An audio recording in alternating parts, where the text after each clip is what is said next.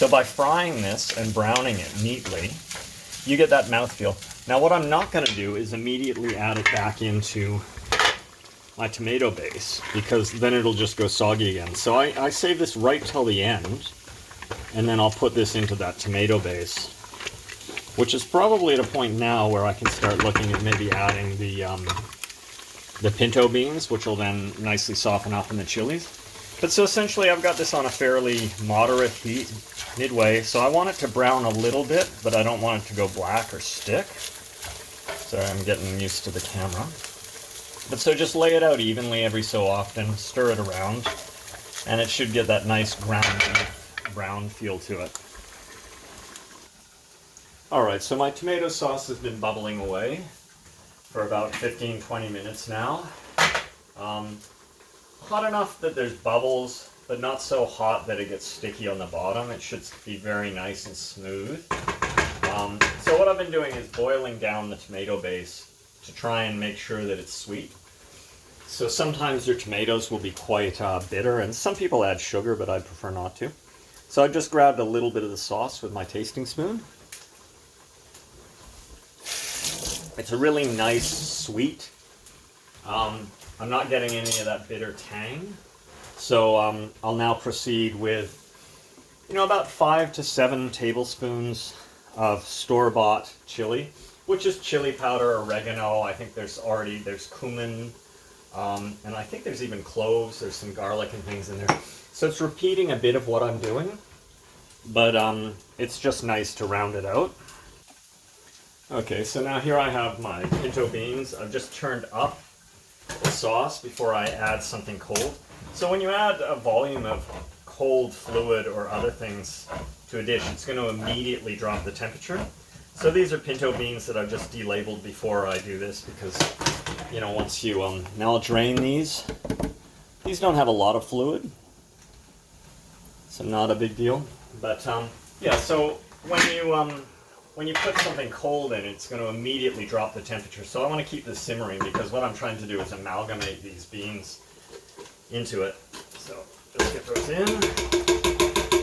And I'm also constantly adding fluid to this. As it starts to dry out, you want it to simmer nicely. If there's not enough fluid, you may run into it burning on the bottom. So again, it's turned up high. I'm going to mix that in. I've already put the chili powder in. So just make sure that that's got a good mix, so it's all neatly in there and that you like the consistency. And drop that over there. Put that over there for rinsing.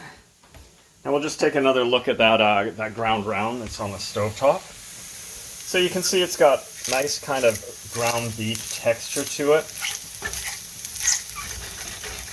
It's lifting off the bottom. If it's having too much trouble lifting off the bottom, you may have to add a bit of oil. And if it's really bad, you would then add a bit of water to just deglaze that. Because what you're trying to do is get the browning to stay with the simulated meat, or the ground round tofu in this case. So just stir that up a bit. And I'm liking the way that's coming up. It's got a nice flavor. The habaneros now, habanero and garlic are all kind of amalgamated with it, so that when you get this chew in your chili, you get the spice and stuff with the tofu. Really adds that kind of meat consistency. All right. Well, okay, now to finish this ground round, I'll just turn this up. Give it one last little hit. Make sure nothing's sticking. Right around the edge. And so I'm not going to put this straight into the chili now, because I don't want it, now that I've got it nicely browned, I don't want it to immediately go soggy or dissolve into it. I want this to be fairly whole, so I'll put this in later. And I do that with a lot of the vegetables in the chilies and pasta sauces, where I want the integrity of the vegetable. So for now, I'm just going to put this into a nice little pan here. Oops, a little bit on the floor. To call the dog.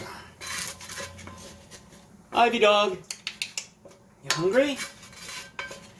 Okay, and now I'm just going to deglaze this with a little bit of water.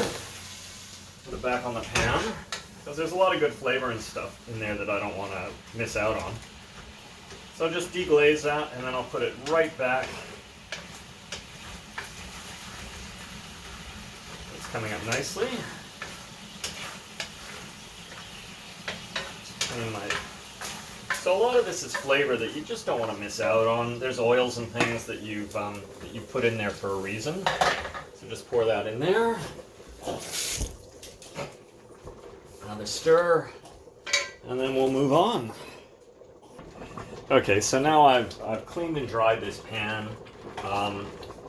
After adding the pinto beans, I've left this on high. It's really been bubbling away quite vigorously. So I'm going to drop that down so I don't make a mess of the walls, and then I'll put a lid on it. So now this is dry after the cleaning. I'm just going to put a drop of oil. Red peppers don't need a lot of oil. It's not like the tofu that does. Make sure that the whole bottom of the pan is coated. There we go. And then just a little bit of garlic. You can see that that's starting to sizzle away immediately as soon as it went in. You know, there isn't much oil in there, so I have to be a bit careful that I don't burn this. And then I can just start adding the peppers. It's a bit easier with two hands because then I can hold the cutting board and scoop straight in.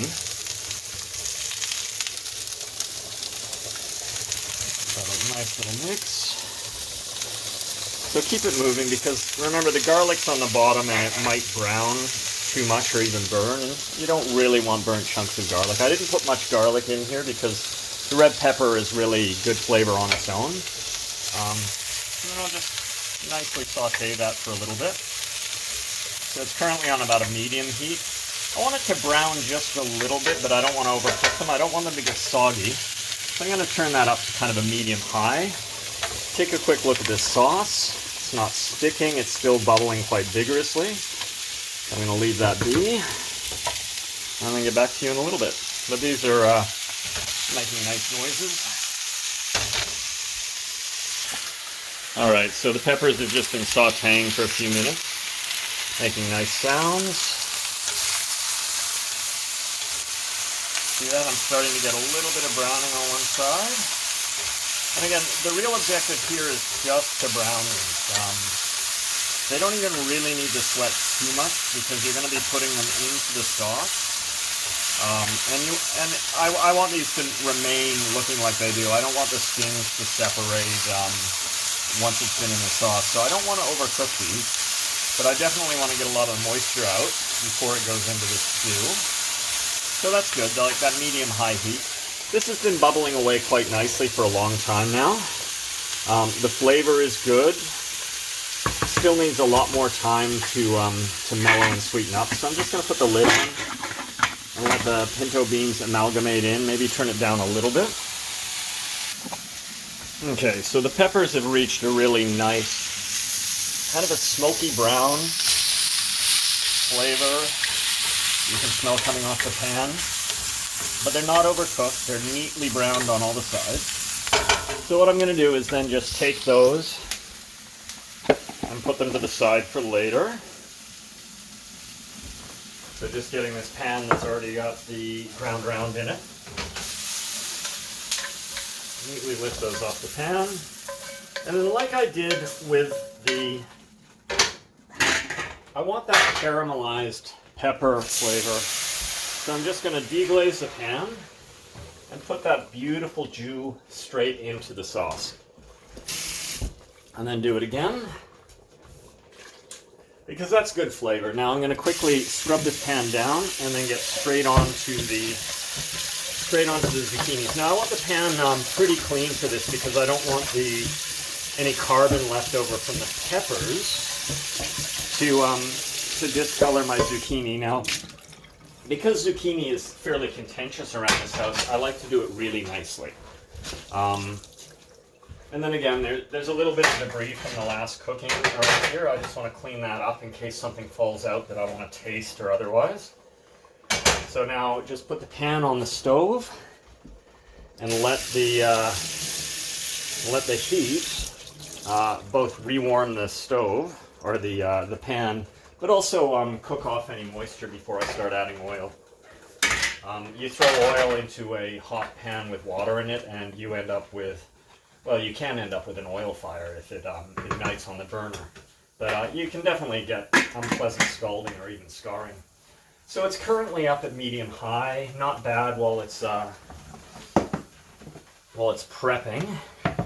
And in this case, I'm going to use olive oil because the zucchinis and olive oil just make such a nice flavor. Okay, so pretty much all of the oil is now out of that pan. And now I'll just lightly coat the bottom with oil. And again, because I'm cooking vegan, there isn't a lot of oil in your ingredients, and you need oil to survive. So it's not a bad thing to put a bit of extra oil in. And the other thing is, because I'm deglazing the pan into the dish, I'm not wasting oil, even if it seems like a lot. So here I have the garlic, which I'm going to see if I can do one-handed. So that just goes in. So it's sizzling already, which means my pan is pretty much hot enough for me to add the zucchini. So we pre-cut the zucchini. Just stir that up, make sure that it mixes in neatly. Now let's see if I can do this without making a mess. A little bit harder wielding the cutting board with one hand. So what I'm going to do is first, I'm going to add in the skins mainly, because I want them to cook a little longer. And then stir that around. Keep this moving because I definitely don't want my garlic burning. A little bit of browning is nice. That kind of caramelized flavor is really good. And, you know, even coming across a little chunk of caramelized garlic in a chili dish is a really nice touch. So just keep that moving. So, and now that's looking good. So I'm just going to add the remainder of the zucchini in. So the part with the skin maybe doesn't need to cook as long. You can see there's not a lot of this. It's kind of pleasant to come across in the dish. And then I'm essentially just going to keep moving this until I get it nice and brown. I'm doing this a little bit on feel because I'm looking at the camera right now. That's interesting. But I want them to brown without cooking all the way through, because the last thing I want is to go through all this trouble and then end up with something mushy in the final dish. So I'll just let those brown over.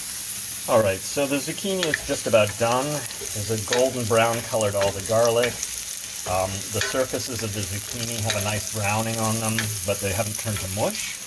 Now, because I'm going to add the peppers, the zucchini, and the ground round at different stages, I'll keep the zucchini separately because I'll actually throw that in last because it'll dissolve fairly quickly in the mixture. So I cooked with a little bit of extra olive oil in this, and that's okay because I'm just going to pour that straight into this mixture here. Let's make sure I turn this off, and then again I'll just quickly deglaze that. So I'll get all the garlic and all the oil and things like that straight into the dish. And then give that a clean. So all of these ingredients will go in right at the end. And then you can see here the zucchini where I reattached that head. Now if I give that pressure, it's actually part of it. Like I can actually now hold the zucchini up by that end. So it's basically a neat way of just resealing that. So in here we've got this with the pinto beans and the chili powder and everything going on. It's not a bad idea to have a taste. Like if you're finding it's a little bit boring, you might want to add a bit more chili pepper right now, or chili powder. We still have a fair bit to do, so get the tasting spoon. You know, the pinto beans haven't started to dissolve, so I'm going to leave this for quite a while.